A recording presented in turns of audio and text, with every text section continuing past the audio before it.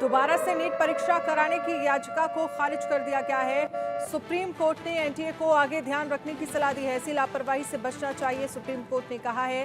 व्यापक स्तर पर पेपर लीक नहीं हुआ है। सुप्रीम कोर्ट की तरफ से यह कहा गया, पेपर लीक का असर हजारीबाग पटना तक सीमित है। तो फिलहाल परीक्षा दोबारा से नहीं कराई जाएगी। दोबारा नीट परीक्षा कराने की याचिका को खारिज कर दिया गया है। इस पर पहले ही फैसला जो है वो सुप्रीम कोर्ट सुना चुका है। इस पर एक रिपोर्ट देखिए।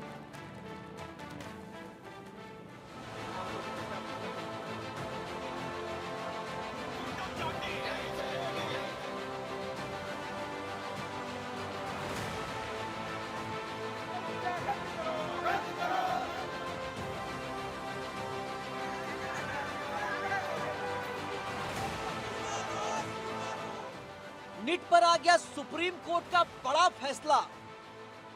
दोबारा नीट परीक्षा कराने की याचिका खारिज। सुप्रीम कोर्ट ने एनटीए को आगे ध्यान रखने की दी सलाह। पेपर लीक का असर हजारीबाग पटना तक सीमित। नीट पेपर लीक मामले को लेकर एक तरफ जहां देश भर के छात्र कह रहे हैं कि उनके भविष्य के साथ खिलवाड़ हुआ है, तो वहीं सुप्रीम कोर्ट ने नीट यूजी मामलों में अपना फैसला सुनाया है। भारत के मुख्य न्यायाधीश डीवाई चंद्रचूड़ की अध्यक्षता वाली पीठ ने कहा है कि नीट पेपर लीक केवल हजारीबाग और पटना तक सीमित है। कोर्ट ने कहा कि अगर किसी की शिकायत का निवारण सुप्रीम कोर्ट के फैसले से नहीं हुआ है तो वो हाई कोर्ट जा सकता है। नीट पेपर लीक मामले पर सुप्रीम कोर्ट ने फाइनल फैसला सुनाया है।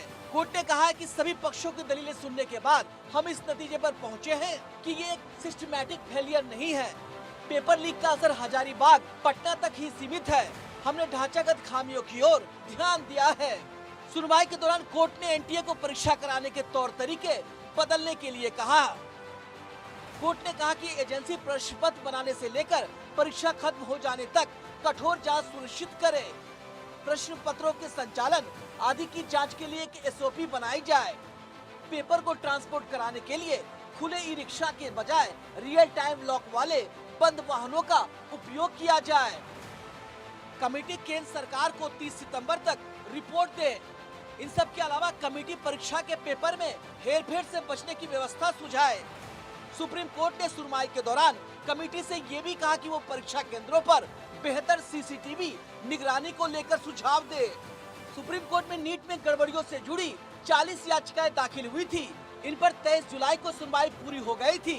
कोर्ट ने फैसला सुरक्षित रखा था। हालांकि तब कोर्ट ने कहा था कि नीट परीक्षा दोबारा नहीं होगी क्योंकि पूरी परीक्षा में गड़बड़ी के पर्याप्त सबूत नहीं है। जांच में दोषी मिलने वालों को एडमिशन नहीं मिलेगा और उस पर कार्रवाई भी होगी। एनटीए ने 25 जुलाई को नीट यूजी 2024 का रिवाइज रिजल्ट घोषित किया था। इसके अलावा ऑल इंडिया रैंक में पहले नंबर पर 17 कैंडिडेट्स रह गए हैं। शुरुआत में इनकी संख्या 67 थी, जबकि ग्रेस मार्क्स हटाने के बाद पहले स्थान पर आने वाले कैंडिडेट्स की संख्या 61 हो गई थी। एक तरफ जहां सुप्रीम कोर्ट का फैसला आ चुका है, तो वहीं इस मामले में अब तक 7 राज्यों से 53 लोगों को गिरफ्तार किया जा चुका है। नीट मामले में सीबीआई भी एक्शन में है। नीट पेपर लीक मामले में सीबीआई ने चार्जशीट दाखिल किया है। चार्जशीट में सीबीआई ने 13 लोगों को आरोपी बनाया है और जिस तरह से शहर शहर सीबीआई की छापेमारी जारी है, ऐसे में उम्मीद जताई जा रही है कि जल्द ही नीट पेपर लीक धांधली के मास्टरमाइंड संजीव मुखिया की गिरफ्तारी होने वाली है। Bureau report, India news.